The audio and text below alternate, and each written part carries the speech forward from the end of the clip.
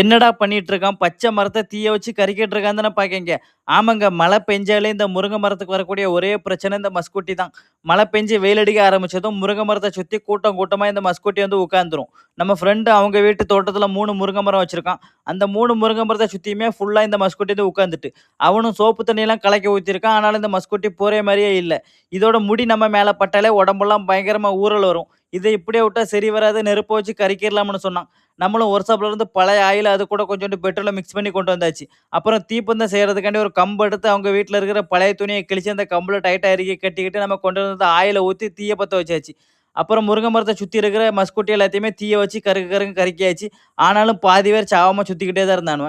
இவனுங்கள இப்படியே விட்டா திரும்பியும் வளர்ந்துருவானுன்னு நம்ம மீதி இருக்கிற ஆயில அவனுங்களுக்கு மேலேயே விட்டு தீய கொளுத்தி விட்டாச்சு. ஃபிரெண்ட்ஸ் உங்க வீட்ல இருக்கிற முருங்க மரத்துலயும் இந்த மாரி மஸ்குட்டி வந்து உட்கார்ந்திருந்ததுன்னா, இத விரட்டுறதுக்கு நெறைய வழிகள் இருக்கு.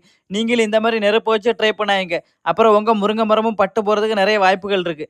நாங்க பண்றது சரியா, தப்பான்னு உங்களுக்கு தெரிஞ்சுனா ஒரு கமெண்ட்டா போட்டுருங்க.